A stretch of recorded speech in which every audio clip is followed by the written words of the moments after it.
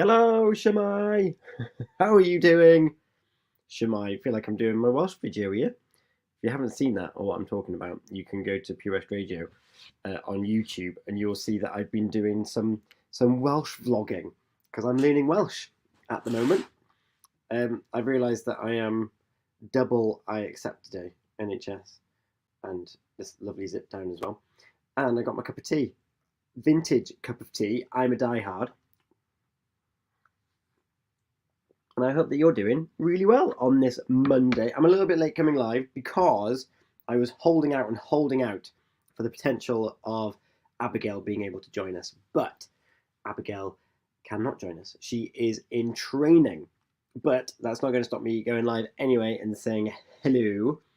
Hello, Alan. Keep up the good work, Tom. I'm doing my best. And a big Shemai from Helen Marie as well. So Shemai, hello, hello. How were your weekends? What did you get up to? Did you make the most of the weather? Did you get blown away? Locally, one of our bridges got closed, and I didn't even know that winds were expected. So that was something. Hello, Mr. John. Hey, hello, Tom. How are you, Wayne? Were you on an adventure over the weekend, or was it a little bit too wet and wild for you? Have you snapped any more pictures up? I'll tell you what, I've Chris Packham, the environmental person, he's been in Pembrokeshire, and I thought, you know what, I'm going to give him a follow because he does presenting, and I quite like the thought of myself becoming a presenter.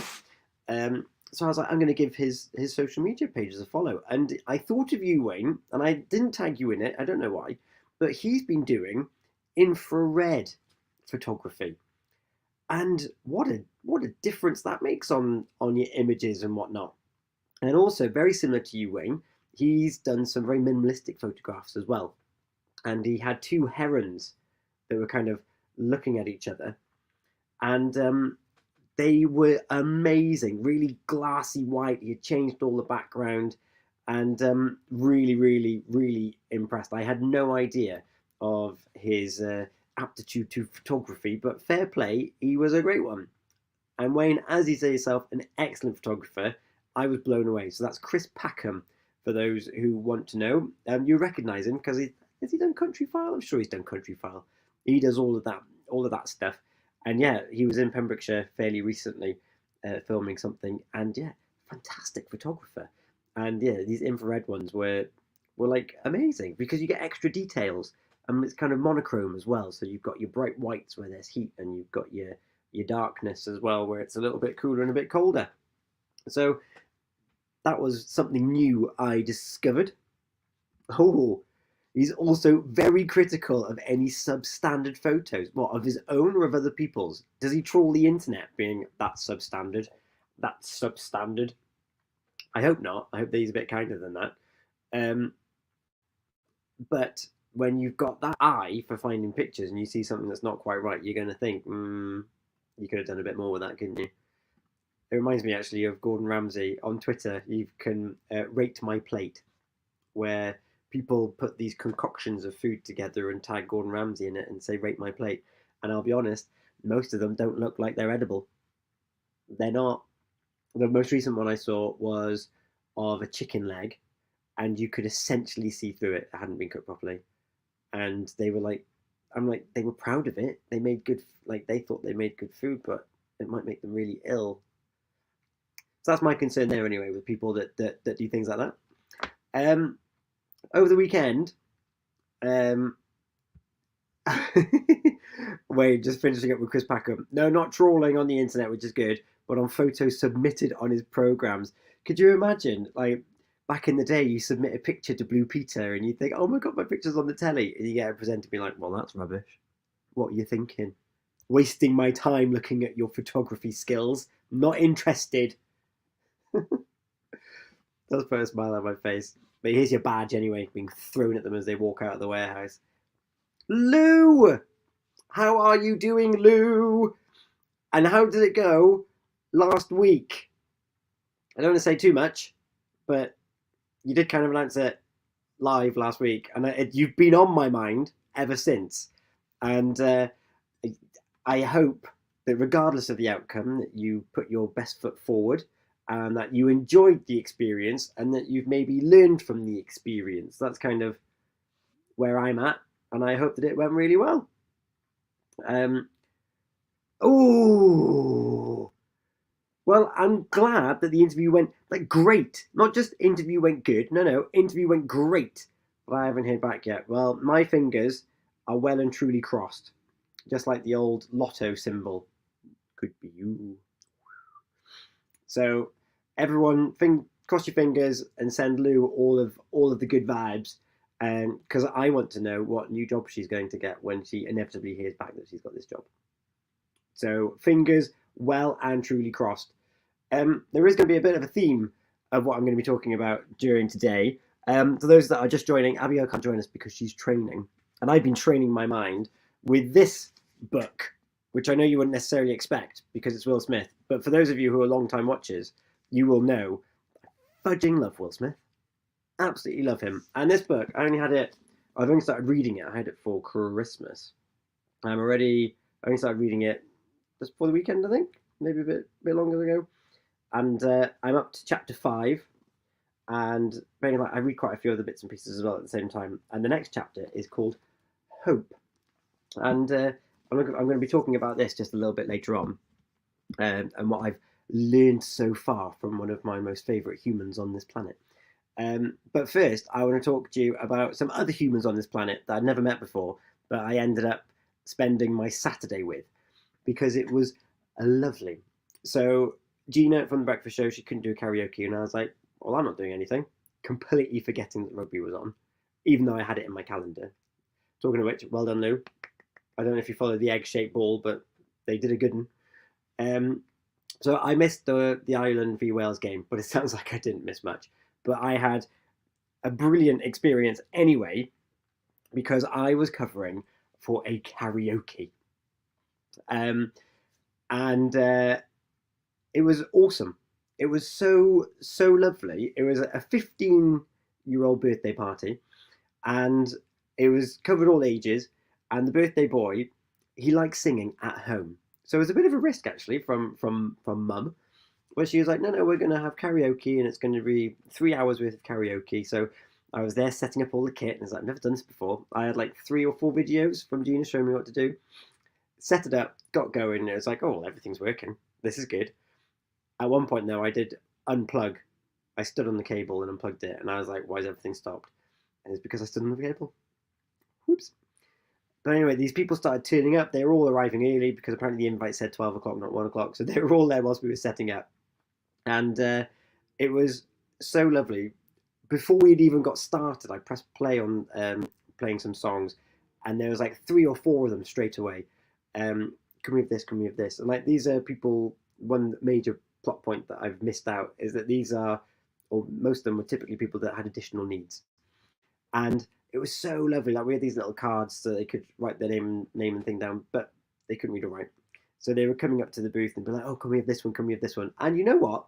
The music, we had Return to Sender on there. We had Charlie XCX, like a real range of music. And what they didn't want to do was to do singing, then stop for food, and then more singing. They just wanted to do singing for pretty much the whole thing, and then just eat at the end, which I think I preferred as well. You don't want to be singing, get all hyped, and then stop and have some food and then be like, oh, I feel really lethargic now. I've got to go and sing again. Nah, I'm just going to go. But it went for a long shift. But you know what? We played 27 songs, and the birthday boy, he pretty much stayed with us in front of the screen. So we had 2 microphones with different covers, like we could change the cover over. And he pretty much was the master of ceremonies for the whole thing. I barely had to do anything because he was there. He was introducing the next songs. And whilst he was singing a song, even though the words were coming off the karaoke, he'd be like, oh, can we have this one next? He was like, yeah, but you can finish this one. And it was brilliant. It was so lovely, so heartwarming, a really lovely way to spend a Saturday. And yeah, just to provide some smiles and a bit of fun and, I don't know, just happiness during of February. So that was my highlight. There were so many song requests I didn't even get to do You're Welcome. which was I had in my back pocket just in case people weren't feeling confident in coming up and singing.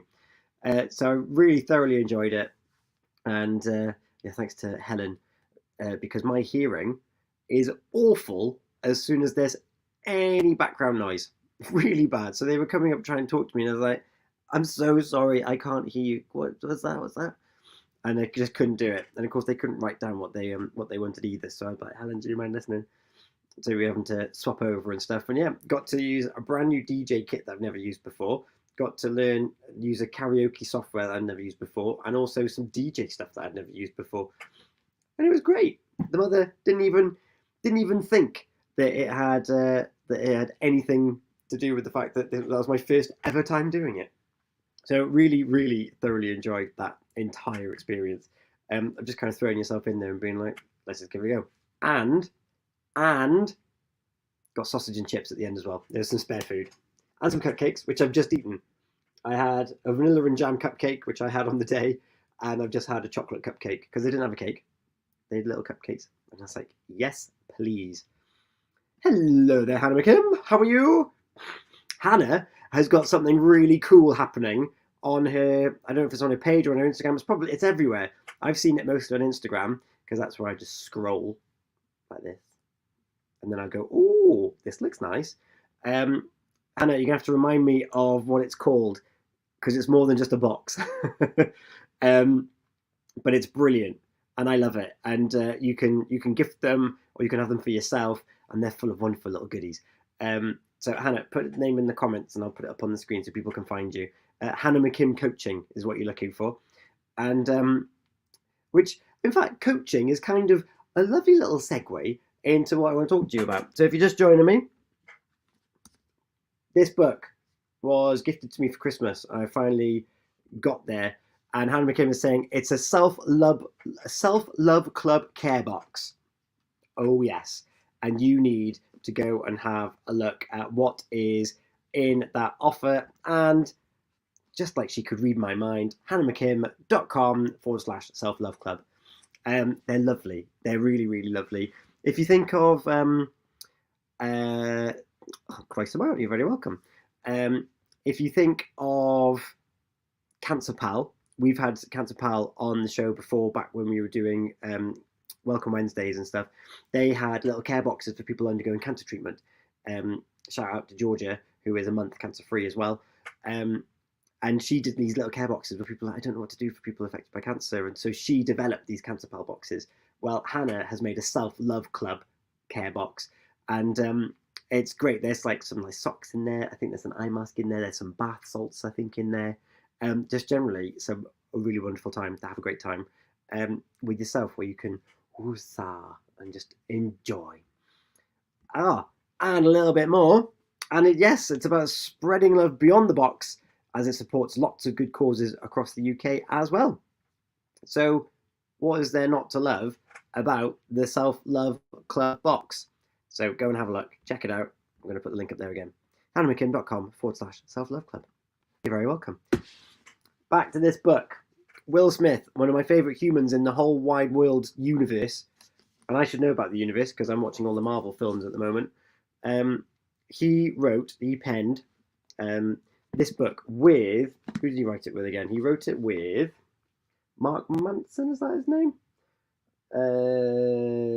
Mark Manson. I got it right. He is the writer of the multi-million copy bestseller, The Subtle Art of Not Giving a Beep, which is a book on my reading list as well, but hard copy comes first. Men in Black and Fresh Prince, yes, he is. And this book, it's a proper autobiography. I love autobiographies because I love reading about how the people that we see every day on television, people that we look up to and admire and appreciate, how they've got to where they've got. So growing up, I used to read lots and lots of autobiographies. So Graham Norton was a very interesting one. I've read some sports ones as well, like Steven Gerrard, Robbie Williams. What was Steven Gerrard done one? Well, Stephen Jones, rugby, Robbie Fowler. But just generally, if someone buys an autobiography, I read them. I read all the books that I get, essentially. And I never used to consider myself a fast or prolific reader. I am a prolific reader. I just didn't realise it. And this book, Will, I've always looked up to Will um, since, well, Fresh Prince of Bel-Air, of course, and then Men in Black, the two films that Hannah McKim just mentioned, and then Independence Day came out, and then Hitch. And like Will to me just embodies everything that I thought was good about being human and about being kind and about being driven and about being focused, but not letting that impact who you are. And what's really interesting is he's gone way back to his childhood in this book. So I'm currently up to chapter 5, and he's still only a teenager. And one of the coolest things so far is that when the hip hop scene was being built, people would turn up to concerts with all these hip hop artists and MCs and stuff with boomboxes, and they would record a live set, which is brilliant. And that's how mixtapes and that's how things went viral back then, which is a term that he's used in the books. And as we're talking about books, Wayne, on the subject of books, Tom, I'd really recommend Factfulness. It really helps with understanding the world we are currently living in. I'm going to add that to my reading list. Thank you so much. And for those of you that are interested, Wayne's just put the Amazon link on the comments as well. So go and have a look. But one thing that's amazed me about a lot of autobiographies is the adversity that people go through at a, well, in this case, quite a young age, really. His dad was abusive, loved a drink and a cigarette. His mum was very educationally minded. His mum, as he called it, and also Gigi, his grandmother. And he sees his life as being this wonderful triangle between all these relationships, where you have the disciplinarian in his father, you've got the education and focus in relation to his mum, and in relation to the other point, Gigi, his grandmother, about that love. And for her, love very much came from God, and that she was on this planet to help people feel that love. And he gives a lovely story about when he did his first piano recital, so Will Smith can play a little bit of piano. And also when she washed, fed, and clothed someone that was on the street in their own house. You know, as a child, you're like, what are you doing? Like, they're going to take all of our stuff. And that's the example that he gives. And there's a wonderful anecdote that he opens the book with. And it's funny because as much as it's in chronological order, he does jump from theme to theme within the book. So you do need to have a think about it, which is why I'm probably not doing it much justice at the moment. But there's a story about a summer where he had to build a wall. And his dad would be there and they would just watch. And his dad would just watch him and his brother build this brick wall. And they were like, this is stupid. Like, Dad knocked down the wall and said, right, we're going to build it from scratch. So they'd be there mixing the concrete up themselves, going brick by brick. And I know what that's like, having worked with my brother, what it's like moving blocks and building walls and stuff. And the lesson out of all of it, because they were coming to an end and they were like, I can't believe they were here again. Like, this summer has been wasted. And the dad came up to them and was like, I don't want you to focus on the wall. I want you to focus on each individual block by block by block. Your job isn't to build a wall. Your job is to lay the next block. And that's all that any of us can ever do. We've just got to lay that next block. We've got to focus on the brick in hand and lay it. And then we lay the next one. And then we lay the next one. But we do each individual one with care and precision. And that's what leads to the wall. It's not the fact that I'm building a wall. It's each individual block with care and precision. And by the end of it, you've built this wonderful, wonderful wall or whatever it is that you are building your blocks towards. And one thing that's really important about understanding the father, and Hannah makes the point here, is that with that triangle of love, education, discipline, is that the discipline wasn't exactly nurturing. And in fact, he was quite abusive. And very interesting to read about how Will, in this abusive dynamic with the father, particularly the father against the mother, the extent that the mother moved out for a couple of years and then moved back in, was how much the whole experience made Will feel like a coward. And the charisma and the bravado, and particularly the humour that Will exhibited at a young age, was all honed on trying to keep him and his mum safe. And throughout that adversity and trying to build these safety mechanisms, he was able to build and capitalize on that. And I'm really looking forward to seeing where he goes next. He's just started hip hop.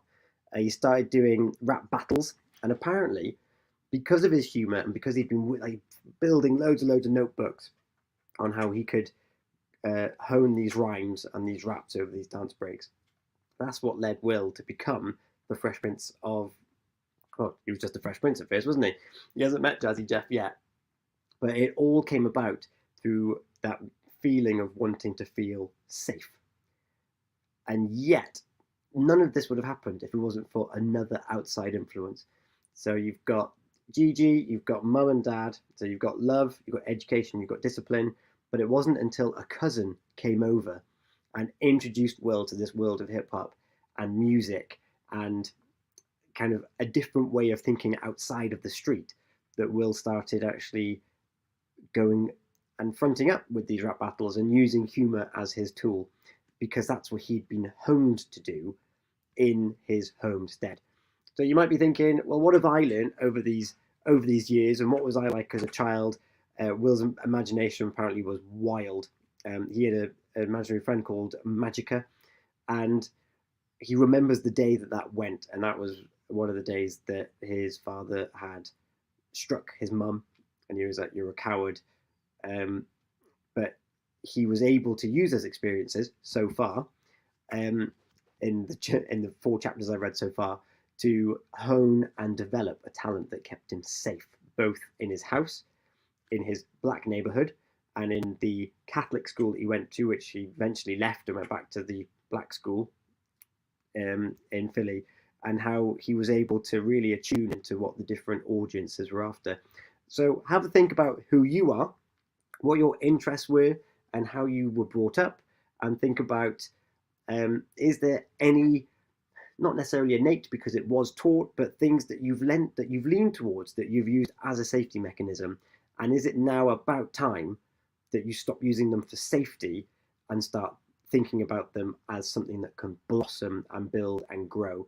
And Hannah, I'm going to use you again as an example here, because that's exactly what Hannah's done in the last 6 to 12 months, using a painful experience and blossoming from it and being able to assist and help others in that process. So that's my little 20 minutes for you today, because I was a bit late starting. But yeah, this book, if you like Will Smith, you won't like him as much as I do, because I love the man, and it's really nice getting to know him a little bit more through this book. And yeah, I shall return probably next week. But otherwise, enjoy the rest of your Monday, enjoy your week, and happy birthday to Tracy for the other day. I hope you had a lovely weekend and a lovely birthday, and looking forward to catching up with you all soon. And I've just used Hannah in my example, and she's like, yes, it's really helped me feel like a whole person, where you're not keeping a little bit hidden over there, because when you hide it over there, you have to take it from you and put it out there, so you can't be your whole self. And throwing act into the mix, there's one question that we ask about when we're trying to find our values, and one of the questions that we do to kind of shortcut what our values are is, who is somebody that we look up to, who's someone that we don't look up to. And Will Smith was someone that I've always looked up to, and certainly, well, I looked up to her anyway, but Hannah, in confronting something that might be coined a demon, something of their past, and we can use everyone around us to show us exactly who we are. And Hannah, I'm glad that you think so, and yeah, we look forward to it. And as Wayne's pointing out, I've missed out. Who do you value? Like, who do you look up to? Why do you look up to them? And why do you not respect their point of view? And you can find out who you are by using the mirrors and reflections of other people to find out who you actually are and what direction you want to be in. Which hopefully, I'm going to follow Will's journey. He's going to tell us how he got into hip hop and why he ended up going down that route. And you never know, next week we might be talking about Will Smith again. Hey, I'm okay with that. Have a great week. Thank you so much for getting involved. And if you want to listen to me in the meantime, I'm on radio, POS Radio, to every morning, Monday to Friday, 6 till 8. And I'm on social media, Hello Tom Blair. Have a great one. Mwah! Take care. Bye bye.